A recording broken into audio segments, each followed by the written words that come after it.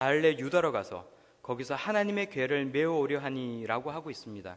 그런데 여기서 먼저 우리가 하나 알아야 될 것은 하나님의 궤를 메어오려 하였다라는 번역은 조금 무리가 있는 것 같습니다. 거기서 하나님의 궤를 가지고 다윗성으로 올라오려 하니라고 하는 것이 오히려 더 자연스러운 번역이고요, 그게 오히려 더 원어에 가까운 번역이 아닌가라고 생각을 합니다. 또 문맥적으로 볼 때도 이제 밑에 절을 보시면 다윗이 언약궤를 가져오는 방식은 블레셋 사람들이 한 방식을 따라서 수레에 그대로 싣고 오는 것이었거든요. 그래서 이것이 하나님께서 명하신 그 방식을 따라 언약궤를 메어 오려고 한 것이 아니라 그냥 가지고 오려고 했다라는 것이죠. 그리고 3절을 계속해서 보시면 다윗은 하나님의 언약궤를 새 수레에 싣고 산에 있는 아비나답의 집에서 나옵니다. 그리고 아비나답의 아들 우사와 아효가 그 수레를 몰고 나오는 것을 볼 수가 있습니다. 그런데 3절과 4절을 보시면 공통적으로 나오는 표현이 있어요. 산에 있는 아비나답의 집에서 나온다라는 것입니다. 그러니까 이 말은 이제 경사가 급한 장소에서 수레가 문제를 일으킬 것을 우리들에게 미리 들려주고 있는 것입니다. 계속해서 6절을 보시면 이제 그들이 다 나곤의 타작마당에 이르렀는데 이제 갑자기 거기서 소들이 뛰기 시작합니다. 그러니까 본문을 읽어보시면 그들이 나곤의 타작마당에 이르러서는 소들이 뛰므로 우사가 손을 들어 하나님의 궤를 붙들었더니라고 하고 있는데, 이 부분은 두 가지로 해석을 할 수 있는 것 같아요. 그러니까 소들이 뛰어서 언약궤가 떨어졌다는 해석이 가능하고, 또 하나는 소들이 넘어져서 언약궤도 떨어졌다라고 해석할 수가 있습니다. 근데 어느 쪽이 되었든 우리가 이제 우리 성경에 보고 있는 것 같은 해석을 했든지 아니면 소들이 넘어져서 언약궤가 떨어졌다라고 이렇게 해석을 하든지 간에 결과적으로는 우사가 갑작스러운 사고로 이제 손으로 언약궤를 잡게 되었다라는 사실에는 변함이 없다라는 거죠. 근데 계속해서 읽어보시면 우사가 죽게 되고요, 그리고 다윗이 화를 내었다라고 하는 이 표현을 우리가 볼 수가 있습니다. 우사가 궤를 만지다가 죽자 다윗이 화를 냅니다. 근데 이 말이 하나님께 화를 내었다라는 말일까요? 근데 그런 것 같지는 않습니다. 구절을 보시면 다윗이 그날에 하나님을 두려워하였다라고 표현하고 있고요, 그래서 하나님의 진노를 두려워한 다윗이 하나님께 화를 낼 수는 없지 않느냐라는 것이죠. 그러면 다윗은 우사에게 화를 내었을까요? 그러니까 그럴 수도 있습니다만 대다수의 학자들은 우사에게 화를 내었다라고 생각하고 있지는 않은 것 같아요. 언약궤를 가져오려는 다윗의 시도는 여기서 실패로 끝나고 말고요, 모든 백성들이 보는 앞에서 거행된 이 의식에서 깜짝 놀랄 만한 사고가 터졌다라는 겁니다. 수레를 몰고 가던 우사가 죽었습니다. 그러니까 사람이 죽었다라는 겁니다. 축복받고 또 그 축복을 받아야 될 행사에서 있어서는 안 될 그런 일이 터져버리고 만 것입니다. 시체를 부정하다고 해서 만지지도 않는 유대인들이 아닙니까? 하지만 다윗 왕이 일생일대의 중요한 일을 치르고 있는 이 자리에서 사람이 죽어나갔고, 그래서 이제는 그 시체를 치워야 하는 일이 벌어지게 되었다는 겁니다. 백성들이 여기저기서 수근수근거리기 시작합니다. 20년 전에 있었던 저주가 또 발생하였다라는 것입니다. 블레셋을 휩쓸고 간 저주가 또다시 이곳에 내리기 시작하는 것 같습니다. 아스돗 성읍을 망하게 하고 가드 성읍을 사람들을 죽였던 하나님의 분노가, 하나님의 진노가 이 자리에 임하는 것 같이 느꼈다라는 말입니다. 수금과 비파와 소구를 연주하던 사람들이 이제 그만 공포에 질려버리고 맙니다. 또 여러 가지 악기를 연주하던 이 사람들이 두려움에 사로잡혀 버려서 악기를 연주하던 것을 멈추고 그만 그 자리에 얼어붙어 버리고 맙니다. 근데 이 공포와 두려움은 괜히 생긴 것은 아니지 않습니까? 우리가 성경을 앞부분을 읽어보시면요, 20년 전에 언약궤는 소 모는 사람이 하나도 없이 달랑 소 2마리가 이끄는 수레에 실려서 이스라엘로 돌아오고 있었습니다. 그때 사람들은 이 모습을 보고 환호했습니다. 하나님께서 함께 하신다는 마음으로 즐거워했습니다. 하지만 이스라엘의 땅 베스메스에 사는 사람들이 그날로 5만 70명이 죽어버리고 말았습니다. 그런데 이 무서운 일이 다시 그 땅에 임한 것 같이 느꼈다라는 것입니다. 발레 유다로 보내진 언약궤는 지금까지 아비나답이 70년 동안 잘 지켜오고 있었습니다. 그런데 아무 탈 없이 아비나답의 집에 있던 언약궤를 옮겨오다가 이날 아비나답의 아들인 우사가 죽게 되었다라는 것입니다. 여기서 아들이라는 말은 이제 히브리어를 보면 아들, 손자 뭐 이런 다는 아들이라고 쓰고 있거든요. 그래서 꼭 아들이라고 보실 필요는 없고 이제 손자라고 해석하는 게 더 적절할 것 같습니다. 근데 갑자기 왜 지금 이러한 일이 벌어지게 되었나? 우리가 만약에 다윗이라면 뭐 화가 나지 않겠습니까? 그러니까 분노가 대상이 있는 분노가 아니었지 않나라는 생각을 해볼 수가 있고요. 왜 중요한 이 시점에 이러한 일이 터졌을까? 그래서 만약에 굳이 대상이 있다라면 이렇게 모든 상황에 대한 분노였다라고 이야기할 수 있을 것 같아요. 다윗은 말합니다. 9절을 함께 보시면요, 다윗이 그날에 여호와를 두려워하여 이르되 여호와의 궤가 어찌 내게로 오리요 라고 이야기를 합니다. 그러니까 여호와의 궤가 어찌 내게로 올 수 있겠느냐라고 짜증을 내었다라는 말이 아닙니다. 두려움의 표현이라는 것이죠. 하나님의 궤가 어찌 내게로 올 수 있을까? 다윗이 하나님과 상의하지 않고 자기 마음대로 이 일을 추진하였다라는 것을 극명하게 보여주는 탄식이었다라는 것입니다. 하나님께서는 늘 다윗과 동행하셨습니다. 그런데 결국 다윗은 자신의 욕심에 사로잡혀서 하나님께 이 일을 할까요 말까요 여쭤보지도 않은 상태에 자기 마음대로 언약궤를 옮기려고 하였다라는 것입니다. 오늘 함께 보시는 사무엘하 6장 1절에서 15절까지의 말씀이 그렇다면 우리들에게 교훈하고 있는 것이 무엇입니까? 첫째는 무엇을 할 때 우리는 먼저 하나님께 물어봐야 한다라는 것입니다. 다윗이 지금까지 다윗되게 한 것이 제가 생각할 때는 두 가지가 있는 것 같아요. 하나는 다윗이 지극히 겸손하였다라는 것이고, 또 다른 하나는 늘 무슨 일을 하였든지 간에 하나님께 물어보았다라는 것입니다. 사무엘하 5장 18절 19절을 보시면 블레셋 사람들이 이미 이스라엘을 침범하여서 러바임 골짜기 가득하였다라고 하는데, 이때 다윗이 이 사람들과 싸우러 갈까 말까 하는 것을 하나님께 물어봤다라고 이야기합니다. 또 22절과 23절을 보시면요, 블레셋 사람들이 다시 올라와서 또다시 러바임 골짜기에 가득 채우고 있을 때도 우리가 생각할 때는 그러면 당연히 싸우러 가야 되는 것이 아니냐라고 생각할 수가 있지만, 다윗은 여전히 싸움을 하기 전에 하나님, 제가 싸우러 가야 합니까 말아야 합니까 어떻게 해야 합니까 라고 하나님께 먼저 물어보았다라고 성경은 말하고 있다는 것입니다. 사무엘서를 읽어보시면 다윗이 중요한 일을 할 때면 늘 하나님과 상의하였다라는 것을 알 수가 있습니다. 하지만 이스라엘 변방에 있던 언약궤를 예루살렘으로 운반하고자 할 때는 먼저 하나님께 묻지 않았습니다.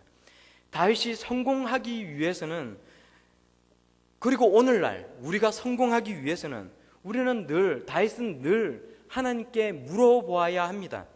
내 삶이라고 내가 마음대로 움직일 수 있는 것이 아닙니다. 하나님이 내 삶의 주님이 되심으로 하나님의 뜻대로 우리는 움직여야 한다는 것입니다.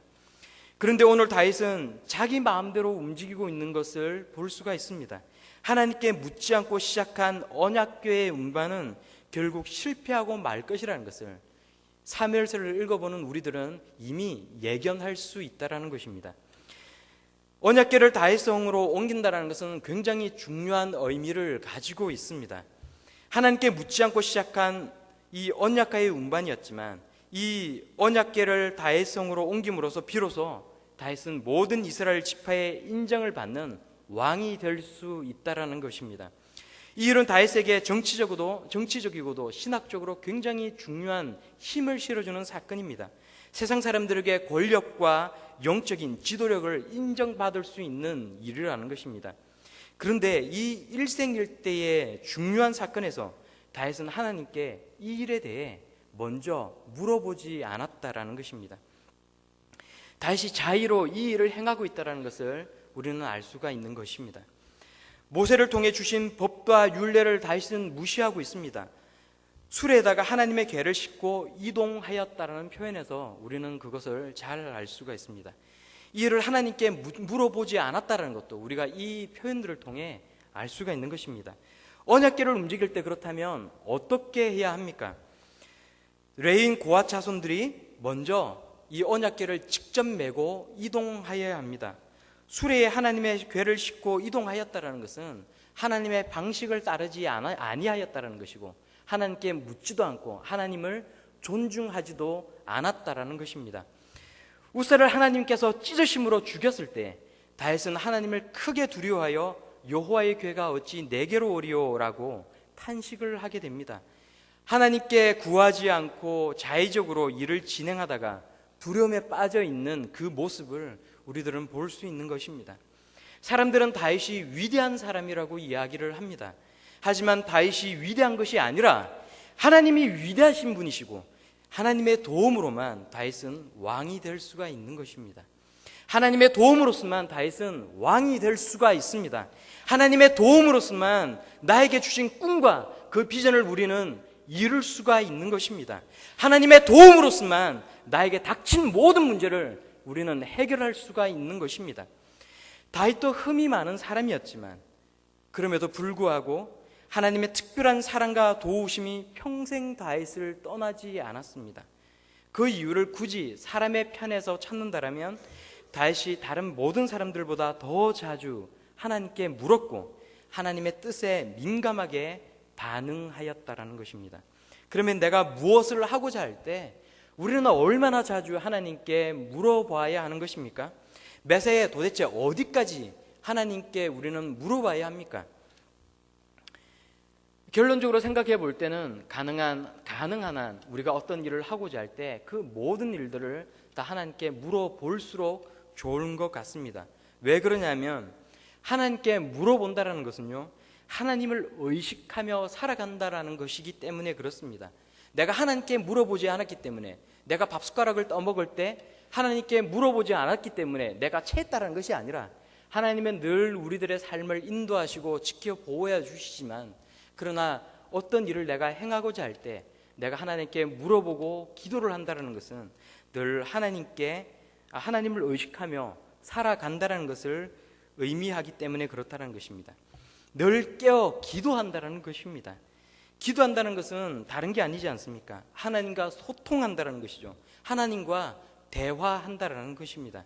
하나님을 의식하고 하나님과 소통한다는 것은 내가 지금 하나님의 축복을 받을 준비가 되어 있다는 것입니다. 다윗이 하나님께 묻지 않은 것은 우리가 성경을 읽어보면 범죄할 때밖에 없었어요. 자신의 욕심이 앞서니까 물을 수가 없는 것입니다. 범죄하려니까 그 일에 대해서 기도할 수가 없는 것 아니겠습니까? 마음속에 그 죄가 살아 꿈틀꿈틀 움직이니까, 정욕대로 가니까 도저히 하나님께 이것을 물어볼 수가 없다라는 것입니다. 나중에 회개하면 되지 그러고 하나님과 결국 단절되고 맙니다. 사도 바울은 도대체 왜 우리에게 쉬지 말고 기도하라라고 말을 했을까요? 우리가 늘 어떤 일을 하면서 기도를 할 수가 있습니까? 정신분열에 걸리지 않은 이상 그럴 수는 없습니다. 우리의 마음은 필경 죄를 향하여 흘러갈 수밖에 없기 때문에, 우리는 죄에 오염된 옛사람을 잊고 있기 때문에 늘 하나님을 의식하며 살아가라라고 우리들에게 이야기해주고 있는 것입니다. 그래서 늘 기도함으로써 나의 죄를 다스리라고 이야기하고 있는 것입니다. 기도하면서 내 자아와 욕심을 내려놓고 늘 하나님의 뜻을 받아들여라, 하나님의 말씀에 순종해라, 그렇게 우리들에게 이야기하고 있는 것입니다. 책망받은 다윗이 아니라 축복받은 다윗처럼 늘 깨어 있으라고 우리들에게 교훈하고 있는 것입니다. 다시 말해, 나의 판단과 욕심대로 살지 말고 하나님의 뜻을 따라 살아가라, 하나님을 의지하며 살아가라, 바울은 우리들에게 이야기하고 있는 것입니다. 두 번째로는요, 하나님의 방법대로 해야 한다는 것입니다. 언약궤 운반 도중에 소들이 뛰고 우사가 떨어지려는 언약궤를 붙들다가 하나님의 분노로 죽게 됩니다. 우사가 아니라 여기 아마 앉아 계신 대부분의 성도님들이라도 이러한 상황에서는 이 언약궤를 붙들지 않겠습니까? 생각해보면 우사를 쳐서 죽이신 하나님과 우리의 생각 사이에는 어쩌면 많은 갭이 있는 것 같아요. 우리 사이에, 하나님과 우리 사이에 이성과 감정의 갭이 크게 놓여 있는 것 같습니다. 우리는 이성적으로 이해가 되지 않습니다. 언약궤가 바닥에 떨어지도록 두는 것이 과연 옳은가? 라고 우리가 물어본다면 과연 하나님의 언약궤가 우리의 눈앞에서 떨어지는 것을 그대로 두고 보는 것이 옳았겠습니까? 아니면 우사처럼 이 언약궤가 떨어지지 아니하도록, 이 거룩한 언약궤가 땅바닥에 떨어지지 아니하도록 붙잡는 게 더 옳겠습니까?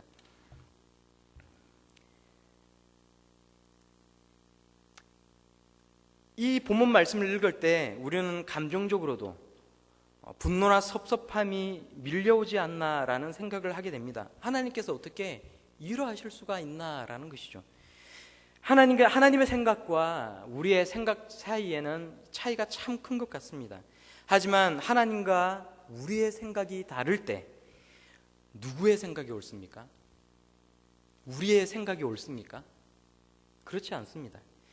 하나님의 생각이 무조건 옳다라는 것은 우리 모두가 지적으로 동의하는 바 아닙니까?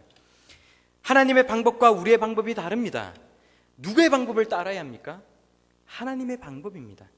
우스의 죽음은 하나님의 방법을 따라갈 때에 사실은 너무나도 당연한 것입니다. 이것을 인정하지 못하면 우리는 늘 신앙생활을 할 때, 또 하나님의 말씀을 읽을 때 시험에 빠질 수가 있습니다. 어떻게 보면 극단적으로 이야기하면 때로는 미혹의 영에 넘어갈 때도 있다는 것입니다. 오늘 우리가 본문에서 우스의 죽음은 우리들의 마음을 굉장히 불편하게 만들고 있습니다. 귀한 언약궤를 보호하려고 한 우스를 우리는 변호해주고 싶은 마음도 있습니다. 하지만 하나님께서 아담과 하와에게 먹지 말라라고 말씀하셨다면 그것을 먹지 않는 것이 당연한 것이고, 또 하나님께서 만지지 말라라고 말씀하셨다면 우리는 그것을 끝까지 만지지 말아야 합니다. 고이든 고의가 아니든 하나님의 명하신 말씀을 어기면 그것이 죄가 된다라는 것입니다. 하나님의 말씀을 범할 때는 반드시 죽는다라는 인식을 우리는 평소에 엄중하게 가지고 있지 못했음을 우사에게서 보게 된다라는 말입니다. 나름대로는 존중의 표현이었었는지는 모르겠지만 하나님께서 존중받기 바라셨던 그 방식은 이러한 방식이 아니었다라는 겁니다. 하나님께서 원하는 방식을 완전히 무시해버린 태도였고, 그래서 하나님의 준언한 말씀을 가볍게 여겼다라는 것입니다. 우사는 그동안 생각해 보건대 법궤를 모시고 있으면서, 가지고 있으면서 때로는 먼지가 묻으면 수시로 이 법궤를 닦아냈는지도 모르겠습니다. 그동안 손으로 만져오던 법궤를 또 만지는 게 사실 뭐가 그렇게 큰 대수겠습니까? 하지만 민수기 4장 15절을 보시면 성물을 만지지 말라, 그들이 죽으리라 말씀하고 있습니다. 우리가 동일한 죄를 범할 때 하나님의 용서와 인내하심이 있다고 해서 방심하지 않기를 바랍니다. 때가 이르렀을 때 반드시 하나님은 그 죄악을 갚으실 것이기 때문입니다. 우리가 스스로 돌이킬 시간을 두시고 하나님께서 우리에게 유예의 시간을 두시다가 하나님의 어느 때, 하나님의 정하신 시간이 이르면 하나님의 징계가 반드시 우리에게 임한다라는 것입니다. 왜냐하면 우리는 하나님의 자녀고요, 징계하는 게 우리들의 삶에 유익하기 때문에 그렇습니다. 히브리서 12장 5절 중반절부터 8절까지를 보면요, 내 아들아 주의 징계하심을 경히 여기지 말며 그에게 꾸지람을 받을 때에 낙심하지 말라. 주께서 그 사랑하시는 자를 징계하시고 그가 받아들이시는 아들마다 책찍질하심이라 하였으니 너희가 참음은 징계를 받기 위함이라. 하나님이 아들과 같이 너희를 대우하시나니 어찌 아버지가 징계하지 않는 아들이 있으리요. 징계는 다 받는 것이거늘 너희에게 없으면 사생자요 친아들이 아니니라 라고 말씀합니다. 성도 여러분, 우리는 하나님의 방법을 따라 살아갈 수 있어야 하겠습니다. 아무리 내가 이루고자 하는 것이 논리적으로 옳고 또 이성적으로 합당하고 정당하다 할지라도 그 방법은 나의 방식, 내가 원하는 삶의 방식이 아니라 하나님의 방법인, 하나님의 방식이 될 수 있어야 한다는 말입니다. 결과만 좋으면 모든 것이 다 좋은 것이 아닙니다. 수단 방법 안 가리고 성공만 하면 모든 실수가 다 무마될 수 있는 것이 아닙니다. 또 단순히 윤리적으로 정당한 방법이었느냐라는 것이 아니라 하나님께서 정말 원하시는 방법이었느냐라는 것이 정말로 중요하다는 말입니다. 오늘 우리가 실패를 경험하고 있다라면 우리는 다윗처럼 스스로를 돌아볼 수 있어야 합니다. 내가 했던 그것이, 내가 실패를 한 이것이 정말 하나님을 위한 것인가? 과연 내가 하나님의 영광을 위해 살아가는 삶이었는 것인가? 또 이것이 정말 하나님께서 바라시는 방법이었나? 우리는 늘 뒤돌아보고 물어볼 수 있어야 한다는 말입니다. 우리는 늘 반성해 볼 수 있어야 합니다. 내가 먼저 그것을 해야 하는지 하나님께 물어보았는가? 그것을 하는 것이 옳은지 아니면 또 다른 무엇을 하는 것이 더 옳은 것인지 내가 하나님의 말씀을 묵상하고 먼저 기도하면서 내가 하나님께 물어보았는가? 무엇보다 그것을 한 것이 과연 하나님의 방법이었나라는 것을 끊임없이 생각해 볼 수 있어야 하겠습니다. 성경은 우리들에게 무엇이라고 말씀하고 있는지, 하나님은 나에게 어떠한 마음을 주시는지, 또 예수님께서는 일할 때 어떻게 하셨을는지 늘 되묻고 생각해 볼 수 있어야 한다는 말입니다. 결과가 좋으면 그냥 다 좋다라는 그런 생각으로 하나님의 방법이 아닌 나의 생각과 나의 이성과 나의 판단으로 하나님의 말씀에 어긋난 방식을 옳게 여기고 있지는 않으십니까? 이것이 분명 하나님에 대한 불순종이라는 것을 우리는 꼭 기억해야 하겠습니다. 여러분 한번 다윗을 보시기 바랍니다. 하나님께서 다윗을 왕으로 세우셨기 때문에 당연히 언약궤가 변방에 있을 것이 아니라 당연히 다윗에게로 와야 할 것이 아니겠습니까? 결국은 자신에게로 돌아올 자신에게로 올 언약궤인데 그 시기가 어떻게 되었든 그 방법이 어찌 되었든 그냥 다윗에게로 오면 된다라는 생각을 다윗은 가지고 있었습니다. 하지만 다윗의 생각과 하나님의 생각은 달랐습니다. 우리의 생각과 하나님의 생각은 다르다는 것을 우리는 받아들일 수 있어야 합니다. 하나님이 옳으심을 인정하고 하나님의 방법대로 살아갈 수 있는 저와 우리 성도님들이 다 될 수 있기를 바랍니다. 세 번째로는요, 오늘 본문 말씀이 우리들에게 교훈하고 있는 것은 나의 고집을 버려야 한다라는 말입니다. 결국 앞에 이 두 가지의 교훈은 이 세 번째의 교훈으로 귀결되고 있습니다. 나의 고집을 꺾지 않았기 때문에 내가 하나님께 물어보지 않았던 것이고, 나의 고집을 꺾지 않았기 때문에 하나님의 방법이 아닌 나의 방법대로 하게 되는 것입니다. 다윗이 하나님의 언약궤를 다윗성으로 옮기는데 실패한 이유가 무엇입니까? 근본적으로 그것은 고집 때문이었어요. 그리고 그 이면에는 욕심이 자리 잡고 있습니다. 육신의 정욕과 안목의 정욕과 이생의 자랑이 다윗을 실패로 이끌어가고 있었던 것입니다. 다윗은 이스라엘 모든 지파에게서 왕으로 추대되었습니다.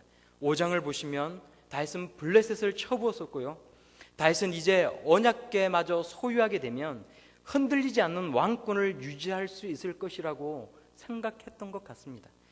보기에도 좋고 사람들을 더 쉽게 굴복시킬 수가 있고 일생의 자랑거리가 될 수 있는 것 아닙니까? 하나님의 때와 방법과 절차는 이렇게 철저히 무시되고 있었던 것입니다. 개인의 야망이 하나님의 뜻보다 앞서 나가고 있었던 것입니다. 언약궤는 원래 실로에 있지 않았습니까? 5장에서 다윗은 시온성을 공격하여서 예루살렘에 있는 시온성을 공격하여서 이방 민족들을 다 몰아내고 이제 그 성에 살면서 성 이름을 다윗성이라고 이름을 붙였습니다. 그리고 언약궤를 옮겨와도 될 것인지 하나님께 물어보지도 않고 이제 우사의 집에서 다윗의 성으로 옮기려고 하는 그 모습에서 우리는 다윗의 욕심과 야망을 볼 수가 있는 것입니다. 성도 여러분, 나의 욕심과 나의 고집을 버려야 합니다. 욕심은 고집을 낳습니다. 그리고 고집은 하나님과의 소통을 단절시킵니다. 베레스 우사 사건은 욕심이 이끌고 가는 고집으로 인해 발생한 문제라는 것입니다. 그리고 그 고집을 빨리 버리고 최대한 빨리 회개하고 돌아갈 수 있어야 합니다. 우사가 죽는 이 사건에서 다윗은 이 나군의 타작 마당을 베레스 우사라는 이름을 붙이게 됩니다. 베레스 우사라는 말은 우사를 치셨다라는 뜻이고요, 우사라는 말의 뜻은 강하다라는 의미를 가지고 있어요. 그런데 생각해 보십시오. 우사가 죽었습니다. 우사가 강한 사람이었습니까? 우사가 강한 사람이 아니었습니다. 정작 강한 사람은 다윗이었고요. 다윗이야말로 정말 고집이 강한 사람이었습니다. 여기가 왜 베레스 우사가 됩니까? 그 고집이 강했던, 자기의 주장대로 하고자 하였던 다윗의 마음을 하나님께서 치신 장소라는 것입니다. 회개하기 위해서는 하나님의 뜻에 민감하게 반응을 할 줄 알아야 합니다. 오늘 다윗의 이 민감한 반응을 함께 우리가 볼 수 있기를 바랍니다. 다윗은 고집을 버리고 언약궤를 옮기는 일을 즉시 멈추었습니다. 나의 뜻과 하나님의 뜻이 맞지 않을 때 즉각 멈출 수 있는 믿음과 결단이 있어야 한다라는 말입니다. 나군의 타작마당에서 소들이 뛰어서 궤가 떨어질 때 우사는 손을 들어 이 궤를 붙들었습니다. 송새의 모든 기구들은 레위 지파, 고핫 자손만이 메고 옮길 수 있다는 말씀이 어겨질 때에, 하나님이 무시당할 때에 하나님은 진노하셨습니다. 이렇게 중요한 날에 왜 이렇게 무서운 일이 벌어졌을까? 우사는 왜 이렇게 불경스러운 일을 해서 이 중요한 행사를 망쳐놓았나? 다윗은 이런 생각에 골몰을 하지 않았다는 말입니다. 다윗은 하나님께 따지고 묻지도 않았습니다. 하나님, 우사의 행동이 과연 벌받아 마땅한 행동입니까? 다윗은 하나님께 그렇게 따져 묻지도 않았습니다.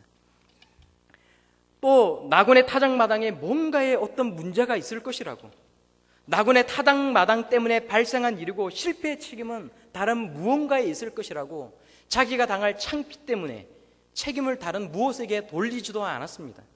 다윗은 하나님의 법궤를 가지고 계속해서 다윗성으로 갈 수도 있었습니다. 지금 주위에서는 이제껏 이세보셋을 따르다가 이제야 돌아온 이스라엘 백성들이 지천으로 깔려서 이 사건을 바라보고 있지 않습니까? 이제야 모든 지파들이 하나로 통합되어서 지금 지켜보고 있는 자리가 아닙니까?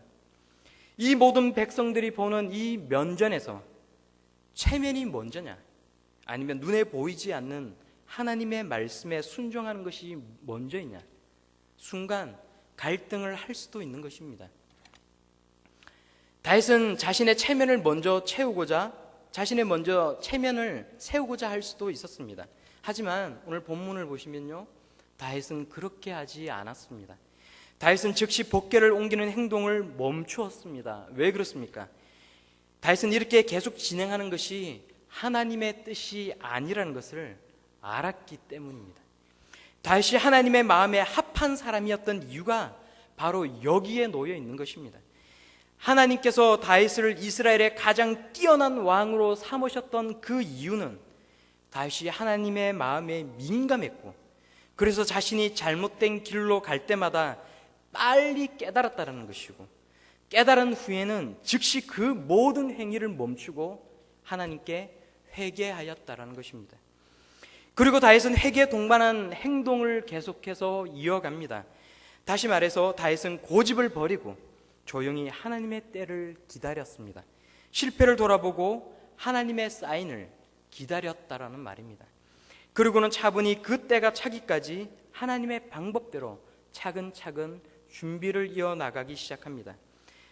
하나님의 때가 이르러 언약궤를 옮길 때 하나님의 방법대로 일을 진행해 나갈 준비를 하였다라는 말입니다. 사람이 자기의 마음으로 계획을 할지라도 일을 이루시는 분은 하나님이신 줄로 믿습니다. 다윗이 하나님을 위하여 성전을 건축하겠다라고 뒤에 이야기했을 때 마음이 험촉하신 하나님께서 다윗에게 뭐라고 말씀하십니까? 사무엘하 7장 5절을 보시면요, 가서 내 종 다윗에게 말하기를 여호와께서 이같이 말씀하시되 내가 나를 위하여 내가 살 집을 건축하겠느냐, 그리고 내 집과 내 나라가 내 앞에서 영원히 보존되고 내 왕위가 영원히 경고하리라 하셨다라고 말씀하는 것을 볼 수 있습니다. 다윗이 하나님을 위하여 성전을 건축한 것이 아니라 하나님께서 다윗의 왕국을 이루게 해주시는 것입니다. 우리가 하나님을 위하여 엄청난 일을 하는 것이 아니라 하나님께서 우리를 위하여 사명을 이루게 해주신다는 것입니다. 우리가 빨리 돌이켜 회개하고 하나님의 때를 기다리며 하나님의 방법으로 준비할 때에 하나님께서는 우리를 통하여 그 비전을 이루어 가시는 것입니다.